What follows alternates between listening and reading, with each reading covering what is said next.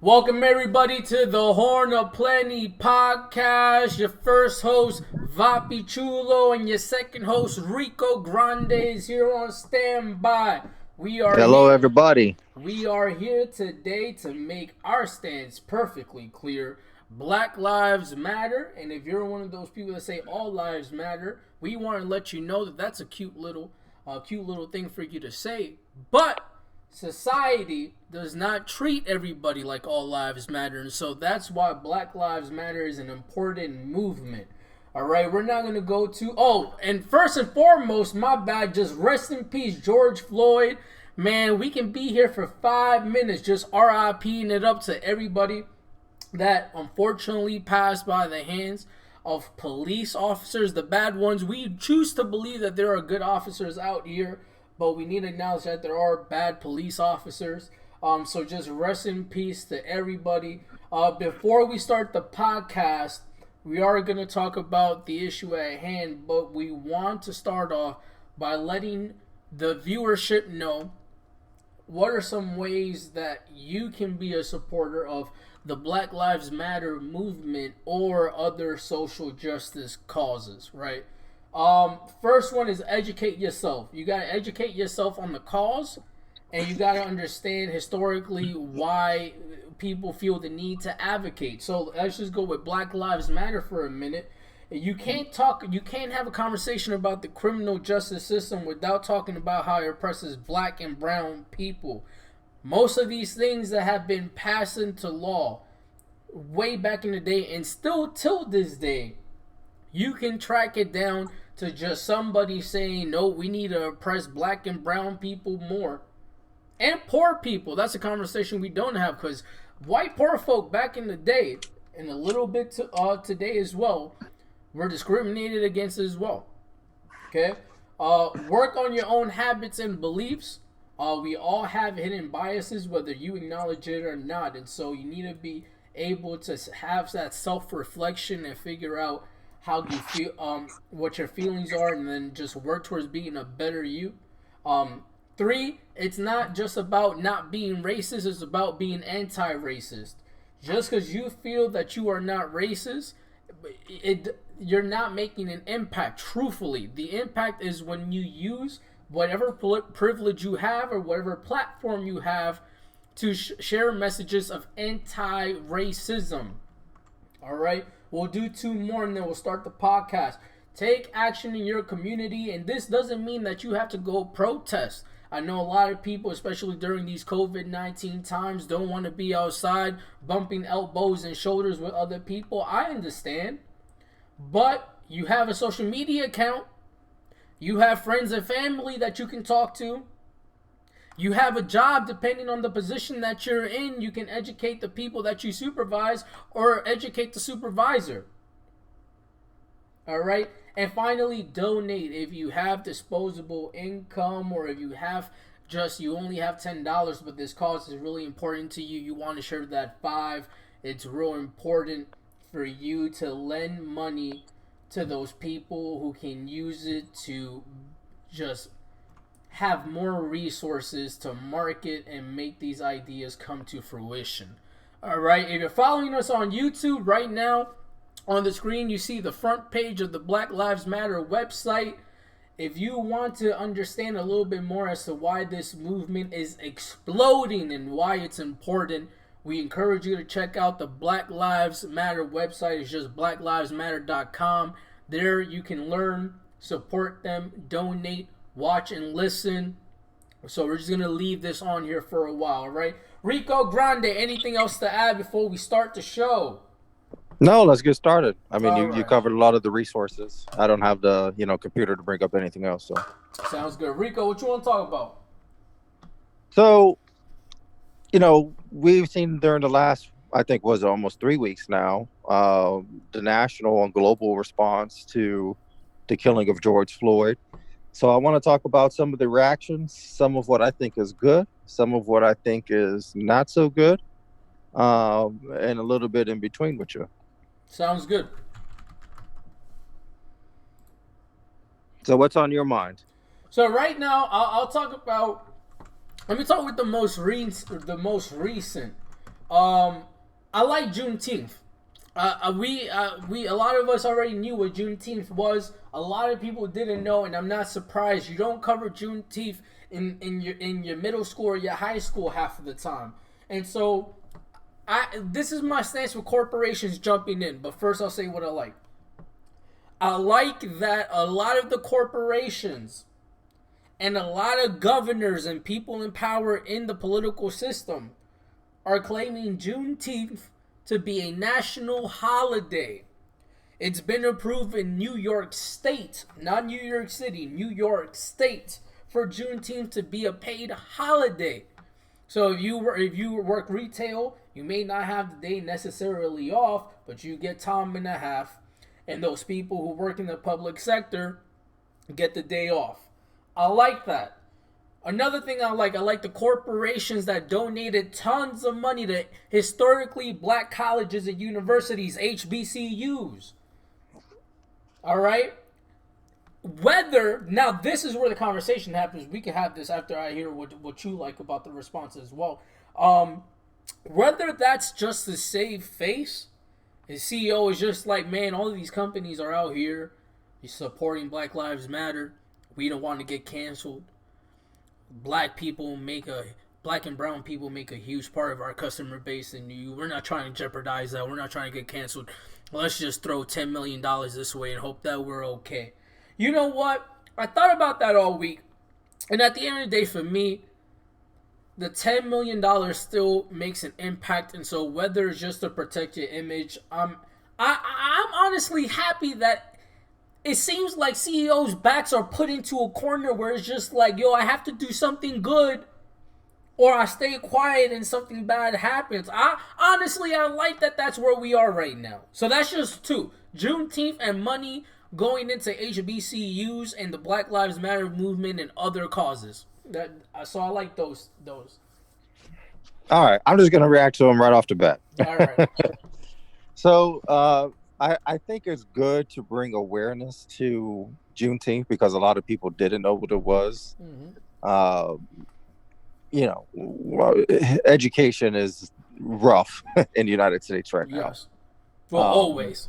And when I say right now, I mean at least like the last few decades. Yes. But I don't, and I've been thinking about this all day today.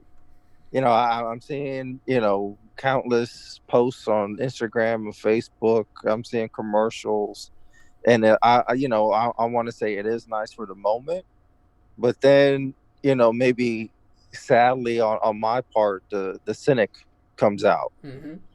And I was like, okay, we're celebrating Juneteenth, the end of slavery everywhere. We make this a holiday. And then what happens 3 years from now? I already know what's going to happen 3 years from now. People aren't going to take a moment to reflect on, the impact of slavery in America. It's going to be another cookout. Think about every single big holiday in the United States. July 4th, Memorial Day, Thanksgiving, St. Patrick's Day, even Christmas and New Year's. What do people do? They eat and drink. Like the sentiment of a holiday is gone now. So it's like, okay, I think it's great if the sincerity of it can be kept. And I just know it's not. So what I'm seeing right now is a lot of responses to try to look good in the moment mm-hmm. that are not going to have significant long-term impact. All right, I hear you. And then how I feel is that I still like it. I'm hoping that Joe Biden, I don't think Trump will do it. I hope Joe Biden, if this is still relevant, and I sure hope it does, I sure hope that this remains relevant for the remainder of the year and next. I have an issue with just America shying away from the realities of our history. And we see that in the education system. We see that in the workplace. We see that in society.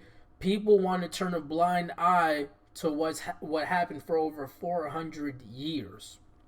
And so we see that through, again, just holidays, period, and what we choose to celebrate and what we choose to have in the classroom. So I think if Juneteenth was to be made a national holiday, that at least we're making progress. I do think that is a little bit of progress because had the unfortunate passing, murder, let's call it what it is, of George Floyd, if that didn't happen, we wouldn't for sure be even having this conversation about whether Juneteenth will be a national holiday or not. And so, even having a calendar celebration that is more well known now to pique people's interest, Juneteenth. What national holiday is even that? And then they do the research. I think is a good step in the right direction. Now, to your case, you brought up, Memorial Day and July 4th and all these other things. Man, listen, I agree with you. We just enjoy the day off and go to the cookout and do what it is that we gotta do. But it's still, it's still, you still know what you're celebrating. You feel me? So again, just look at how Yeah. many people learned what Juneteenth was. That's gonna keep happening for a while, and so I think that's a W if it happens. Yeah, I hope so. It's, when he said people know what they're celebrating, this last Memorial Day, a lot of people were thinking veterans, and then Oh wow, veterans that's were a separate day. they had a they were correcting them, and it's like, oh, Memorial Day is for the people that died Right, died in combat. right, It's not Veterans Day. So right. I would actually be surprised if, like, maybe 20 years down the line, people did know what they were celebrating. Yeah, people think Uh, these are the same people that think Labor Day is about women giving birth. hey, and that Cinco de Mayo is Mexican independence. So it's people are dumb. That's what I'm saying. Like, it's great in the moment. I'm all for awareness and education, but unfortunately, I've been let down No, by I it. feel you. I feel you. And then the next one, I think I want to get into and you brought it up. I wasn't thinking about this before. Is the idea of donating to the historically black colleges, the HCBUs? HBCUs. Yeah, and I'm always interested in it because, I mean, obviously I'm a Latino man. I'm a white Latino man. I don't identify, and I'm not black. I'm not even a darker shade of brown. I'm Well, pretty. debatably, we'll talk about that later. But your lineage, you may have some percentage of you from the motherland Well, of Africa. yeah. I mean, but if I'm walking down the street, no one's gonna Okay, assume so that. you mean visibly? All right, keep it going. Yeah, and I've always kind of wondered not what the point of the institutions were, because if you look at segregation and the way that the educational system was set up against minorities, the need for an institution of higher learning to cater to the audience that was being ignored was needed, right? Yes. But I always wondered, as we continue to hopefully progress as a country and as a nation, what continues to be the point after all of the integration efforts have passed. And I put it like this. So I'm Puerto Rican, and if there was a school that was, and these don't even exist, I mean, to my knowledge, I know you have a much deeper college background than I Mm-hmm. do. uh like a school catering for, it would be like 99% Latino. I don't even think a school like that exists, Okay. within the United States. But if it did, I never would have went, because I felt like I would be in a bubble. And then once I graduated from that institution, I'm going to be in a world that does not reflect that anymore. Mm-hmm. So with HEBUs and people graduating, you're going to a school that's probably, and I know there are, like, maybe, like, a handful of white people that do go to those schools. Mm-hmm. It's not like exclusionary, Sure. but you're going to 4 years, maybe 4 to 6 years of being in a bubble where almost everyone is black, Right. and then you're going to graduate into a society, unless you're moving to a highly dense population, Sure. where that's not the case anymore. So when I'm seeing more promotion, I would rather have a greater influx of support and training and staff at, I don't want to say regular colleges, but more mixed race and ethnic colleges, so that the students that are being there are more supported, and they don't need to feel as ostracized to the point that I need to go to a school that's just my race, because there has been such a lack of support for me all throughout my academic life.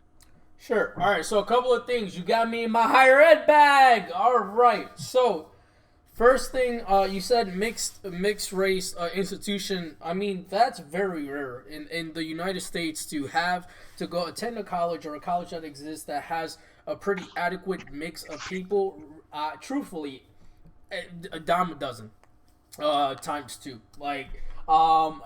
You mentioned you're not aware of schools that may be more Latino, Latina oriented. Well, so HBCUs, historically black colleges and universities, there's actually a Latino equivalent to it. It's actually called HSIs, and they're Hispanic serving institutions. The difference, though, is that schools that have predominantly black students, it typically is like 50% or more this is the threshold of what's considered an institution that serves mainly black students. Where a Hispanic serving institution, you only really need 25% of the undergraduate class to identify as Latino or Okay. Latina. So, but there are a lot of schools, especially in Texas, Arizona, New Mexico. There's a bunch of schools where they're like 40% to even maybe 50-55% of the student base is Latino, Latina, Hispanic, Latinx, whatever you want to be called. Okay. So that's my first thing. The second thing that caught my ear when you were talking was about HBCUs and understanding why it was important way, way, way back in the day, and how given the choice, you wouldn't want to go to a school with people that look like you the majority of the time, or your whole college experience. Honestly, I think this is the part of the conversation where we again need to acknowledge that you are your own individual, Rico Grande. Okay, Well, no, so I and I put it in this context so I could give a little bit more context as to why I personally wouldn't sure. make that decision. So growing up, when I was in school, I was pretty much the only Latino in the class. We've had this discussion before, Yep. right? I know a decent amount of Spanish. I'm not fluent in Spanish. Okay. But I listen to music. If I hear people talking, I kind of know the gist of what they're saying, even if it's not 100%. If you were to put me, growing up in now an environment where it was all Latinos, I would have felt out of place. Sure. I would have felt like a stranger surrounded by people that have the same last name, who listen to the same music, that have the same culture. Like all of that notwithstanding, I would have been the odd one out. Mm-hmm. So I would rather go to a place where, okay, here I am. I can meet people that are Black, Asian, Indian, uh, all different kinds of ethnicities. Of what, white is like a big umbrella, but Right. someone that's coming from Poland versus someone that grew up in Canada are very different lives, Right. right? Even different food. There's culturally ethnic food from like Eastern Europe versus like French food. The cuisines there is cultures there under the umbrella. Mm-hmm.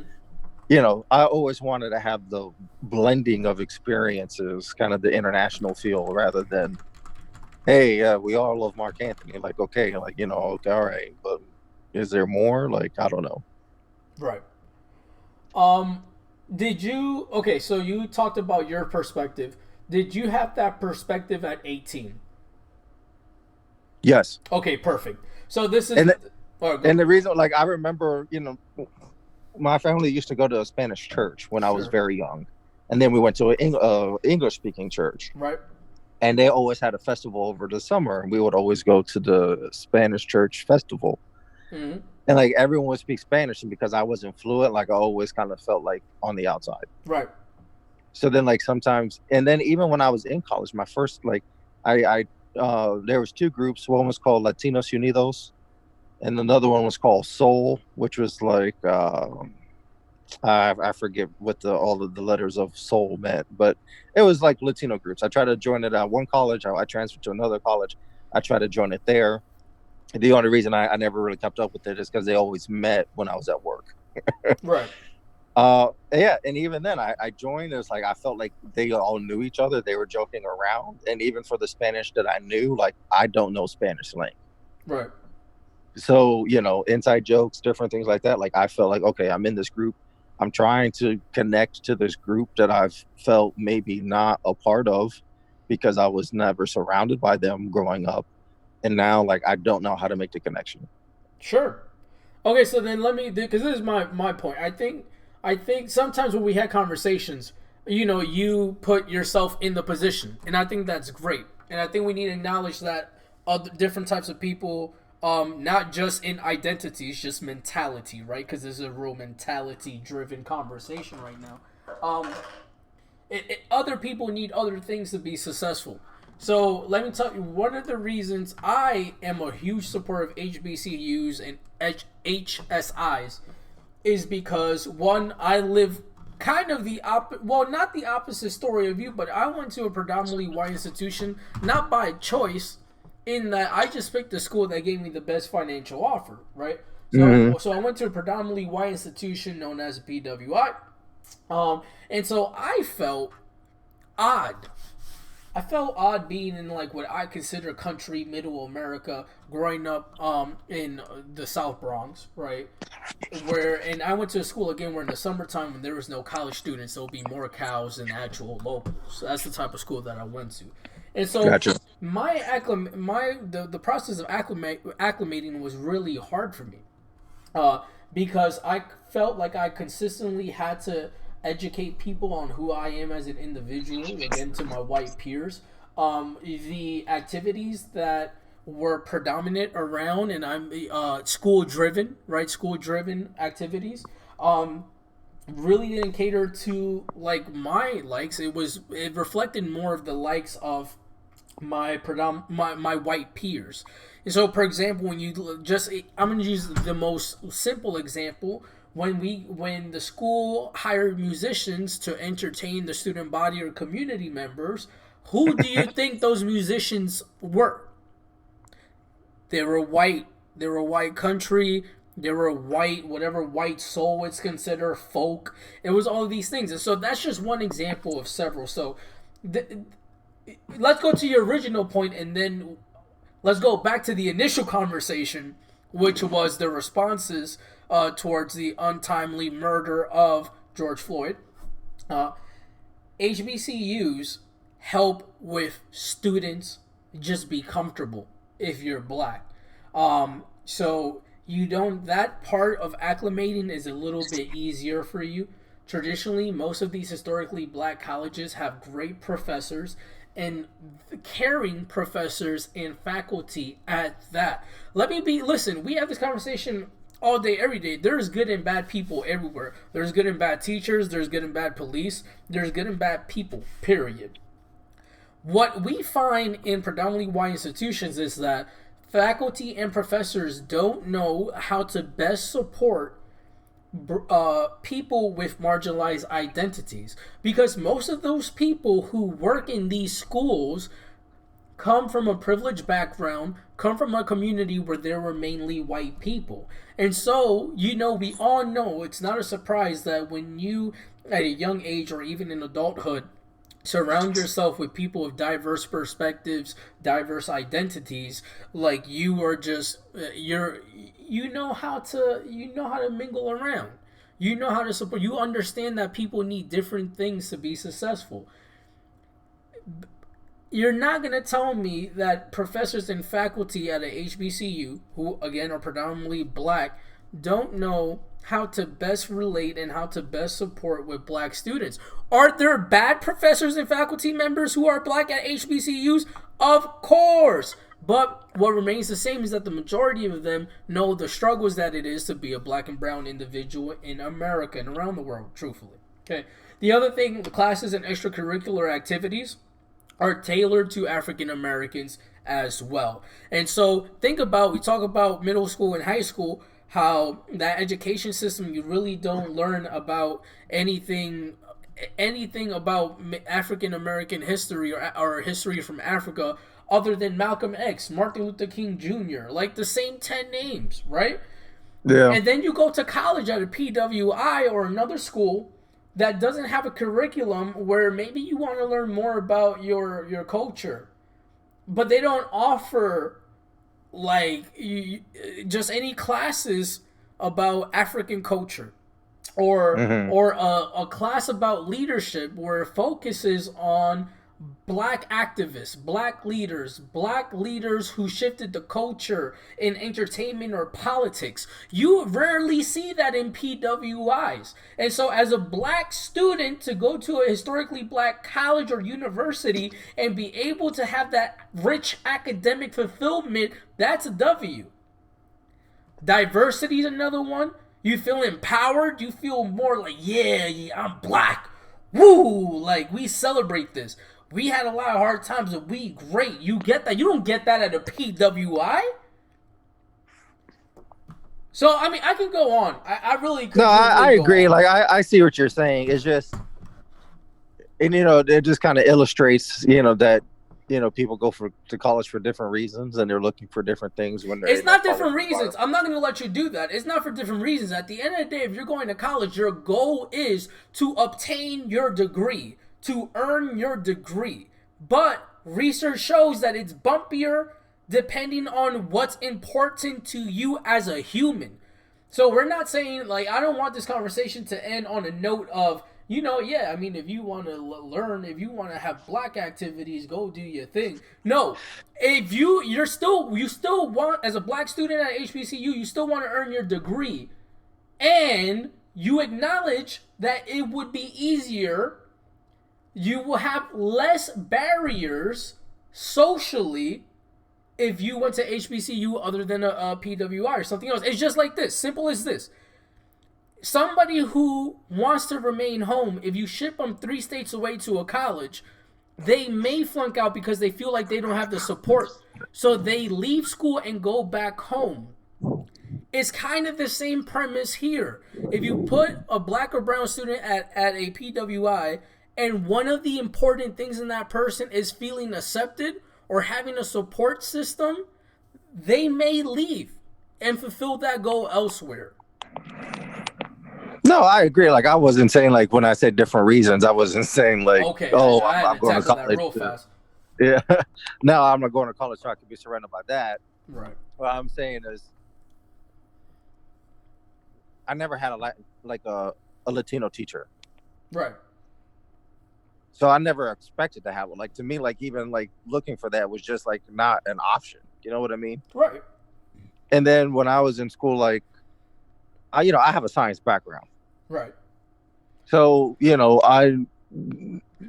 you look at all the big theories, whoever discovered it, Sure. whatever race they were at. I mean, there are a lot of times where, a woman and a guy were working together at the same time. The man takes the credit. Sure. It happened, with the discovery of DNA. That was Rosalind Friend, or I see I'm messing up her name, but so shame on me. But she had developed a lot of the model, and then it was taken by Watson and Crick. Yeah. They got the credit, but it was actually a woman that did a lot of the work, and then they kind of piggybacked off of it and then stole it. So yeah, I mean, there is no subject or like content area that's going to be free from racism, misogyny, any of the things that people that are going to want, a protective environment are going to be subject to, right? There's women's colleges, I'm going to say, oh, you're a woman, why you just want to be surrounded by women, like, Mm-hmm. If that's your thing, hey, it's great, you're surrounded by women. Mm-hmm. But I can understand, hey, I don't want to deal with these men's, this patriarchy is too much, I'm just going to go be surrounded by women. I get it. But to me, okay, great, this is a 4-year oasis, and then you graduate, and then you have to move on, and then how do you deal with all these things after not engaging for 4 years. Well, I mean, there's still white people who go to HBCUs. There's still brown Yeah, people. There's still international students. You're but just flipping the script. So, like, your argument, honestly, how does your argument make sense if we flip it to what it is currently? Like, if I'm going to PWI, where let's say in your example, did you grow up with mainly white people in your class? yeah, everyone except for me. Okay, so like you went from a high school with mad white people, and then you go to PWI with mad white people. What did that change? You were already exposed to having mad white people in your adolescence. Well, actually changed. So through junior high, like elementary and junior high, I was pretty much the only white person or only Latino person. In high school, there was, and I could count 7 Latinos in my graduating class. Mm-hmm. Uh, 2 of which, me and one other person, were the only ones that were, quote unquote, 100% Latino. Mm-hmm. And then when I went to college, my first year I was in New York, so I was surrounded by minorities for the first time. It was great. And then I went to Cleveland, Ohio, which, for the state of Ohio, you're going to probably find either Cleveland or Columbus because of OSU. Mm-hmm. Having the greater number of, minority people. So when I went to college, it was kind of like the opposite. It was like, oh, now I have a little taste of different cultures and things. So it was great for me because now I was becoming more cultured and yes, and so the variable in your story is that you went to NYU, which sits in no, not New NYU. York City. Fordham. I was at Fordham. Fordham, bro. What? I grew up 5 blocks away from Fordham. You can't ignore diversity in Fordham. So your story is different. If I was at Lincoln Center. Yes. For a year. So your story is different. So again, if you're in, let's use the most common one though. The most common one is white student, predominantly white town, goes to school at predominantly white institution. Yes, there's black and brown international students of visible and invisible identities. The other conversation we then have to have is like, do you choose to interact with those individuals and actually learn what they're about how those identities impact their life in this country? So I think you have. I understand your story. I understand where you're coming from. I just don't think that your story mirrors the majority of the stories of people from marginalized communities, if I'm being honest. And the reason I say that is because you've been surrounded, as a Latino man, you grew up in a predominantly white area. To then go to a school where maybe the majority of your staff and faculty members and people that you associated yourself were white, because that's still the majority in NYU. Yeah. So it was New York City, and I wasn't at NYU. But all right, so is there anything else that you want to say before we move on back to how corporations, politicians? No, and we got a little sidetracked with that conversation, but going back to kind of the original point was, I think that the cultural awareness around making sure that there was equitable stakes for all races is centuries overdue. Okay. So I do like that it has evolved from the social media activism to actual corporate activism. But I still think we got a long way to go. And, I can't speak to the experience of African American people protesting or what their experience is, because it's not my experience. So my response to the response of all of this is not going to come from that experience. So I can't say, oh, this is what's needed or this what isn't needed, because I've never felt the lack of those things. Right. But I do want to say that I feel like the response from a couple areas needs to be stronger. Okay. And one of them, I feel, is the corporate Latino community. Talk about it. So, we have an outpouring of companies saying that they're donating money, that they're looking at their corporate structure, that they want to have a certain amount of, maybe board members or C-level executives um, start drawing from a larger pool of African American community that's already been highly qualified and passed over time and time again, right? Mm-hmm.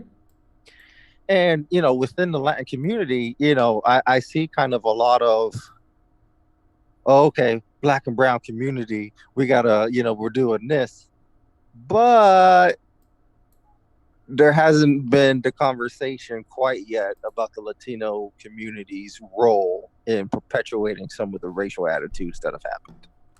Okay. Why do you think that So is? you said, why do I think that is? Yeah. Because they benefit from all the things that lighter people benefit from. Okay.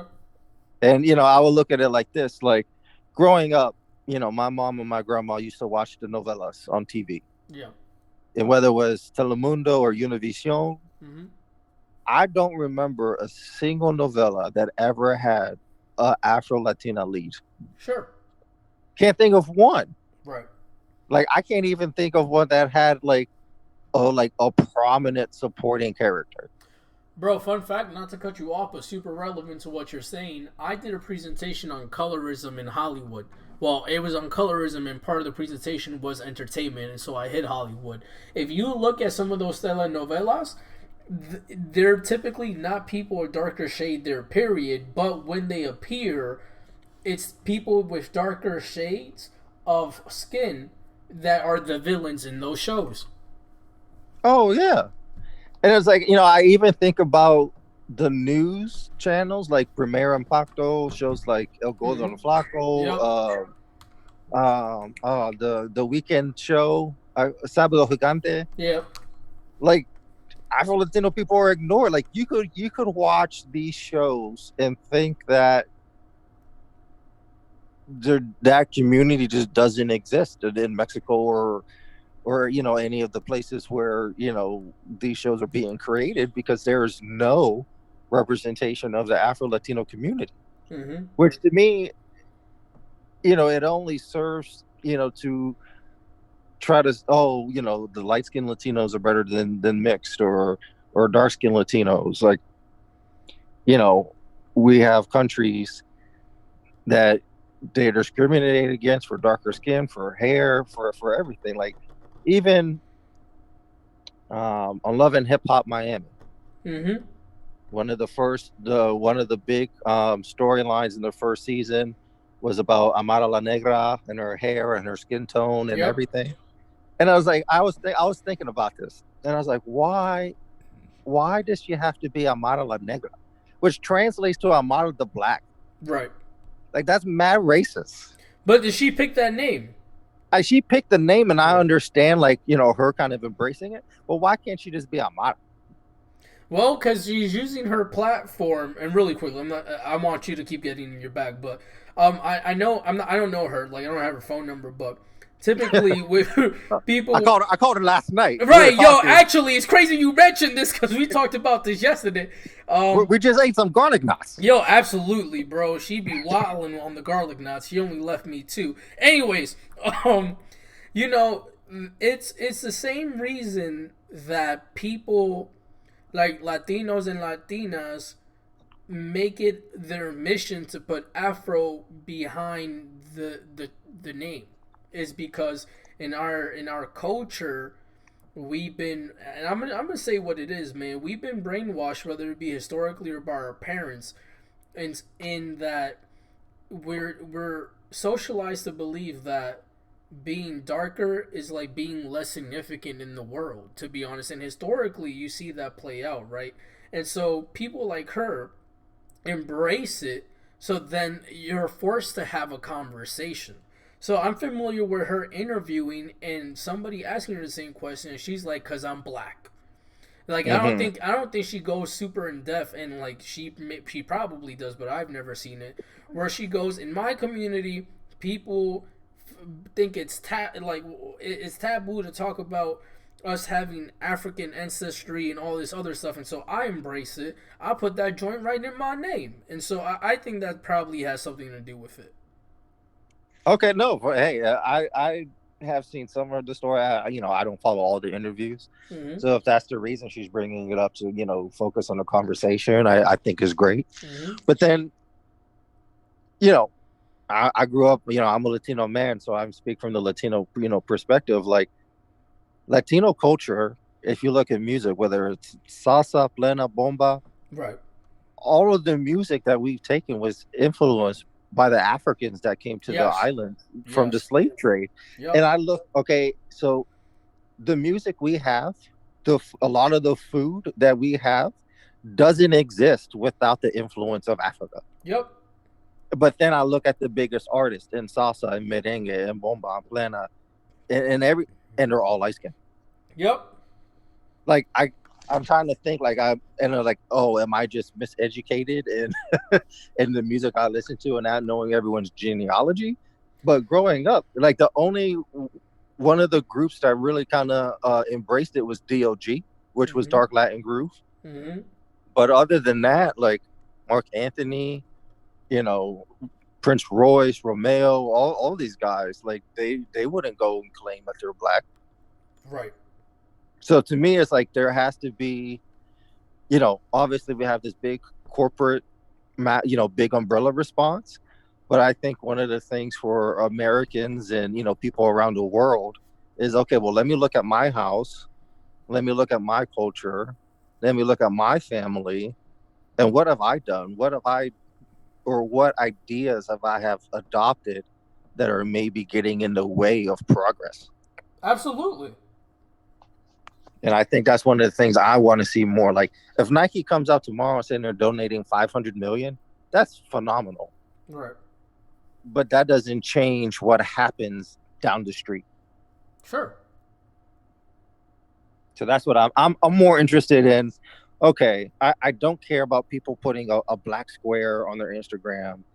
I don't care about people saying read these books because America don't read. That's a that's a They're fact. not gonna read all these books That's and true. learn about the historical context of racism. And you shouldn't have to. If you need to read about 10, 15 books to understand why racism is wrong, you're not that smart in the first place, and you're not the person who's going to read the books anyway. That's a fact. So don't, spare me the books and the movies and all the things I have to see. If you don't know why, hanging someone just because they're darker than you is wrong, you're just a crap person. Oh, you're freestyling. It's true. I mean, Yeah. look, if you think about it, what's the difference? More melanin. You have Right. more melanin in your body, so then you could absorb more, your skin tone gets darker. Yeah. That is if we're looking at the genetic biological difference, right? Right. Now, all of the race and the social stuff and the, ethnic stuff has happened, because of separation, regional differences. Like, I'm not getting into all that. Right. I'm giving Right. someone a, 200,000 year history Right. class. But if you think that someone is less than because they have more of a certain chemical in their body that makes their skin darker, you're dumb as shit. No, I'm with Like, you. I'm with you. and and there's no amount of like specials and serious conversations that's going to really help you unless you go out, you interact with someone that's different, you open up your mind, you say, okay, look, maybe I was in the wrong and I'm going to change some things. Like people need to take individual accountability for what they've been doing their entire life. I'm with you. Yeah, bro. I'm with you. So, yeah. Listen, I'm with you in that the black squares and all of read these books. It's not enough. However, I'm just happy that it's finally getting to the point where it's cool. If I'm being honest, because listen, a bunch of what y'all doing, y'all just doing because it's cool now. But I'm happy as somebody who's been listen, because you know how I feel about Colin Kaepernick, bro. I haven't watched a single NFL game since they blackballed Colin Kaepernick. I've been on this Black Lives Matter joint when people were out here like protesting the protest with Blue Lives Matter, with All Lives Matter, and I was in the minority. As somebody who was in the minority 2016, 2017 when it really popped off, and now the majority is that Black Lives Matter. Yo, I'm hype. I'm not gonna lie. I'm happy that y'all think it's cool because with it being cool comes some people actually now being predisposed to information that they didn't know prior. You now have more people who are actually like, well, maybe I got this wrong. Let me do my own research. Yes, not everybody's gonna read these books, but some people gonna hop on and talk to their only black friend in the community. Some people people are having conversation. And what I say all the time is that it starts with education. Not just by reading a book, by actually talking to the person that shares whatever identity, because we're talking about identity right now and how it impacts your life, right? Learn through other people. And that's what we're seeing now, man. I don't got social media, but I've had a lot of people take screenshots and send it to me with people having passionate conversation about it. Bro, you're not going to lie to me and tell me that that was going on in the capacity that is happening now back in 2016, 2017. No, but it's true, and I am happy. But there is another thing that's happening that has me a little worried. All right, I'm probably worried about it too, because again, as hype as I am, I understand that this is not enough. And after you're done with your statement, I'm gonna talk about how I like the strategy from people where it's like you're giving us something cool, give us more, but do your thing. So all this is happening, which is good. We have the conversations which are needed, and then right underneath that, and I'm not saying it's deeply underneath it because it is right underneath it. Mm-hmm. Is the backlash is coming, where there's people making posts, there's people sharing videos of, oh, all this money is going to here. I never got any money. Or we have all these celebrating things, but no one ever gave anything to me. Right. And I've seen it. So I tried to have one of these discussions with someone on social media last night. I shouldn't even have done it, bro. So someone had posted, and I think it came from The View, saying that, they're getting tired of, Republicans being painted as, racist and all of this. So I said, you're tired of getting painted as racist after 3 weeks. Can you imagine how someone who's actually had to deal with racism, how tired they are having to deal with it their whole life? Facts. Right. So I try to make that little, parry, oh, they put something out, I'm putting something out. Right. So then, what it eventually ended up becoming on their end, they try to make the point now that quote unquote reverse racism is happening, and that they try to then send me every single video of a bad thing that happened between like a white person and a black person, where the black person did something bad. Okay. And like, you didn't see this in the news, you didn't see that in the news. And I was like, okay, I'm not going to deny that racism, it does happen for for ethnic groups. We just talked about it in the Latino community. It happens. Yeah, it happens within communities too. Yeah. And I said, look, the fact that it happens doesn't negate that has been happening in America from the white community to the black community for over 400 years. Facts. They couldn't accept it, and it was like, okay, I tried not to go off, not to, it was like, oh, well, because I could have flamed them. Mm-hmm.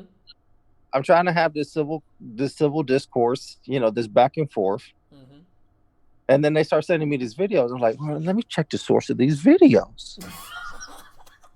So all the videos were coming from these far right websites. Of course.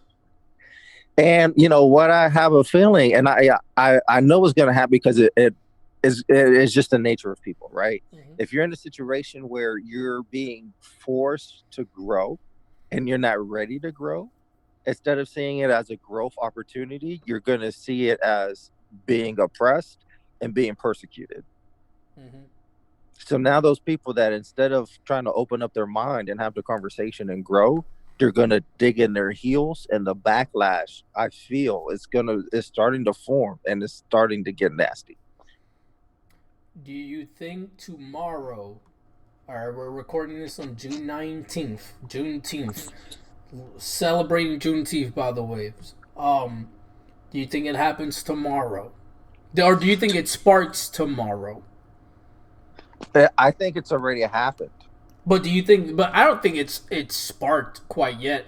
Like obviously it's a conversation, but I don't think it's like big headline news. Whereas I think like an event has to happen for it to spark and get super attention. I hope not. Okay. I'm going to be as optimistic as I possibly can and hope that nothing happens tomorrow. For those of you listening, Trump is expected to have a rally in Oklahoma.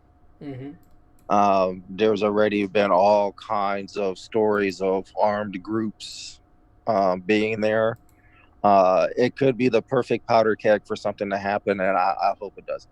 Right. Um.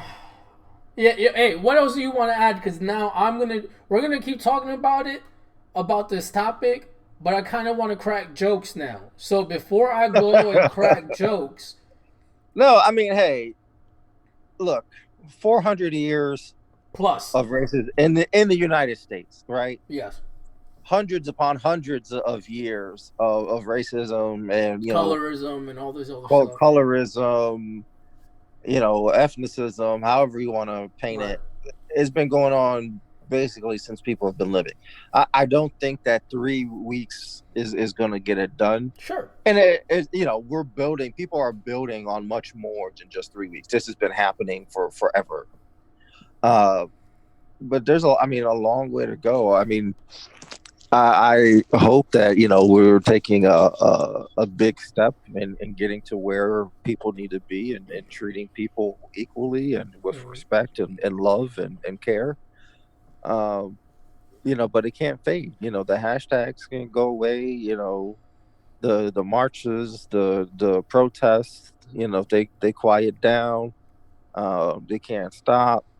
People are celebrating Juneteenth, but what does July 4th look like? Right. If it's like, okay, well, hey, it's July 4th, we want to cook out and have good times. I was like, okay, well, then is the work done? Obviously not. Right. So I hope that this moment serves as a catalyst like we haven't had before, but it needs to not die. I'm with you. I feel you. You ready to crack jokes now? Hey, if you got jokes, I'm always ready for jokes. Yo, I got jokes. So, who was the I think it was the president. Who was the president or the presidential candidate that ran on something like and there should be a chicken in everyone's pot. You know what I'm talking about? No, I don't remember. It sounds vaguely familiar. Okay, so I think but I could never tell you who it was. Okay. There's somebody that was just running on campaign. Fairness, equity, equality, whatever this person was. And I'm too lazy to fact check it. Typically, we fact check things in this podcast, but I'm just trying to crack jokes. So, I think we can solve racism with just one thing. You want to know what it is? Okay. Nancy Pelosi needs to send to the Senate for it to then be passed for then President Donald Trump to sign it. They need to send every household, one per person in that household, a kente scarf. So if you see the screen, you will see a bunch of politicians taking a knee. Some of them gotta do the double knee because they kind of we respect it though. We with kente cloth, right, with the kente scarf built like, and this isn't my joke, I saw this on Twitter and I thought it was hilarious, looking like a Wakandian chess set. Big ups to whoever thought of that joke, because I laughed hysterically when I read that. Man, I saw this picture and I was like, racism, what? When did racism ever happen?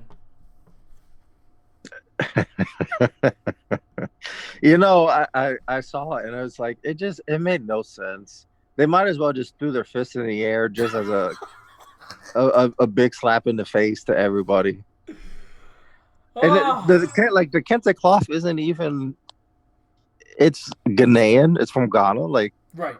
Are you now saying that African American or directly tied to Ghana. Like, By the way, kente cloths are supposed to be worn for celebration. Like, if you look up, and you know what, this is required to be fact checked, and for I'm gonna write significance of the kente cloth. But from my understanding, you're supposed to wear it when it's time to celebrate. Here we go. It is. I'm gonna butcher this, man, but here I'm gonna put it on the screen for our YouTube viewership. Kente comes from the word kenten, which means basket, blah blah, meaning woven cloth. Okay, it is an akin, probably pronouncing that wrong, royal and sacred cloth worn only in times of extreme importance. Okay, and was the cloth of kings. I still guess this is very important, but one, man, don't have me start this cultural appropriation conversation. And Nancy Pelosi, don't find this email and hit me up saying that you got a couple of black senators telling you that it was a cool idea, because from my understanding, the extreme importance is time of like celebration. I haven't seen people rep the kente cloth at a funeral. I haven't seen the kente cloth worn after a natural disaster. But Rico Grande, talk about what you want to talk about. Respond to me or whatever while I look more deep into this. no, I saw this picture and I was like, what is going on? Like, it just doesn't make any sense. Oh, let me put it back. Like, what's the extreme importance? You trying to get elected again? Right. I mean, there's no reason for all of them to do this. It's just, I don't even know what the equivalent would be for other cultures that would just be such a blatant attempt at appropriating something. I'm not sure. Like, I guess if they were protesting, kids in cages, they would all be wearing like a poncho or something. Like, well, that's just practical at that point. That's just like, and then if it was other groups of Latinos, like, I don't even know what it would be. Like, what's that shirt? A bolo shirt? Mm-hmm. Like, it's just, I don't know. The only time I've ever seen any cloth like that is like college graduations. Right. Like, when they wear it, if they were part of like the, African American outreach group on campus. Well, you don't even need to be part of it. If you're a student of color, typically it's black students who are more aware. You get it just by like being black, which is fine. I support that. You don't need to be part of like any black student union group in order to get it. If you're black by design, you get it, which I think is cool. That's a different podcast topic, but I think that's cool. Yeah. So it was silly. I mean, it does nothing. It was like just a photo op, like Trump walking across the thing and taking a picture with the Bible in the church. It's okay. We're gonna put on this kente cloth and take a knee, and okay. And then none of them were able to get up by themselves. That is true. All of their interns had to come up and help them off the floor. All right, what else can we joke about? Oh, I got some more jokes. You ready? Go ahead. Man, R.I.P. Let me get this picture up, because we're gonna do this one at a time. Because we'll do it both. I got a picture of both of them together. Rest in peace, Aunt Jemima and Uncle Ben's, bro. R.I.P. Have you heard about this? Oh, and the guy from Quimawee. Oh yes. All right, I'll get him too. And Mrs. Butterworth. Yeah, but give me just R.I.P. on them. How do you feel about this? I'm gonna pull up some historical significance. I understand Aunt Jemima's. Let me give you the historical significance, but give me your take first. To me, like, this is the kind of corporate activism that doesn't really mean anything. Like, if it's based off of stereotypical imagery, it should have been changed a long time ago. Mm-hmm. But I don't think this is moving the needle. Okay. Like, I don't know the background of Uncle Ben. I thought it was like his actual rice. Like, I thought that he was like a cook or something. Mm-hmm. So I don't know. Same with like the chef that's on the cream of wheat. Is he supposed to be an historical person that is a problem? I thought it So was just a guy on the so box. so these are the problems. I don't know about Uncle Ben's. I actually had to do research on the Aunt Jemima thing because if you look at the Aunt Jemima logo, I don't see anything inherently wrong with it. Now, what's inherently wrong with it is that that's not the original logo. This logo has been here for 100 plus years. No over exaggeration. I just don't know the exact date. But this logo is over 100 years old. This is a rebrand image. Let me. Mm. I'm gonna. This isn't the exact logo, but I'm gonna show you some pictures of what Aunt Jemima used to look back in the day. You see these images? If you're part of the YouTube viewership, you seeing this in real time with us too. But if you're just a podcast listener listening to us on all podcast platforms except Apple Music, then, then let me just tell you flat out is think about how African Americans or and Africans were depicted with cartoons way back in the day. It looked wild racist. Like it just caricatures, if I'm pronouncing that word correctly. It was Mm-hmm. crazy the way that they were depicted. So the original Aunt Jemima logo kind of look like that, and so my understanding is that they don't even want to be associated with like they don't even want people to be able to backtrack what the logo once was and why they did No, it okay. because Well, no, because that's understandable. I mean, if we look at Mr. Popo oh my god. from Dragon Ball Z, and we look at the original Jinx design Oh from my Pokemon, yes. those had to be changed because they were accused of being blackface, and Right. um, so things change. That's understandable. I mean, change it if you. I mean, you're based on racism. Hmm.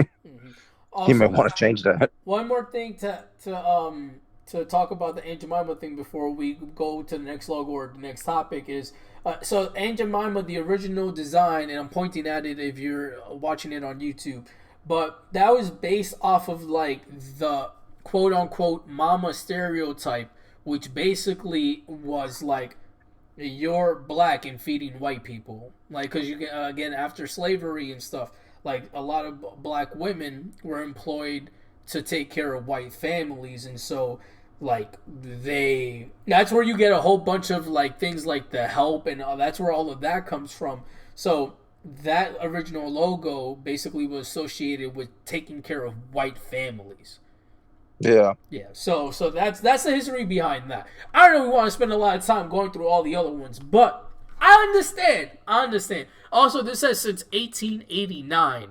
So whoever knows quick maths, it is 2020 right now. 1889. That's how long this logo has been here. Which was roughly 20 years after the end of the Civil War.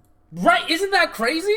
Like so again, like racist art, like bad depictions of black people were still going on way past emancipation of slavery. So something to think about. Yeah. Have, another one, and this was probably one of the worst because they were trying to do something good, I guess, is did you hear about Snapchat's Juneteenth filter? Oh my god, bro! The most tone deaf thing to happen in a while. Like, I know there's been a lot of tone deaf things that have occurred in the last couple of weeks, but that is insane to me. I'll find a video while you talk about it.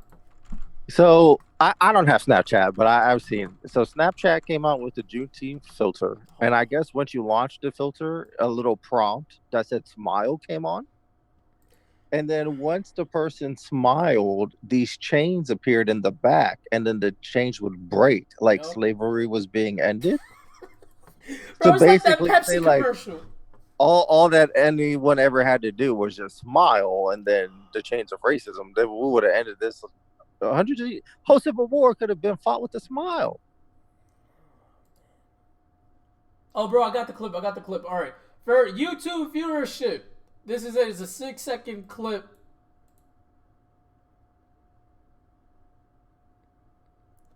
And with that smile, the chain is broken.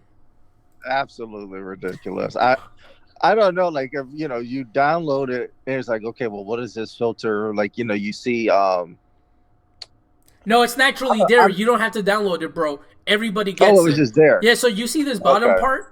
Because all of my friends have Snapchat. I don't have Snapchat, but I know how it works. So you go up there to take your picture, and it goes on this little circle right here. It's just a plain circle.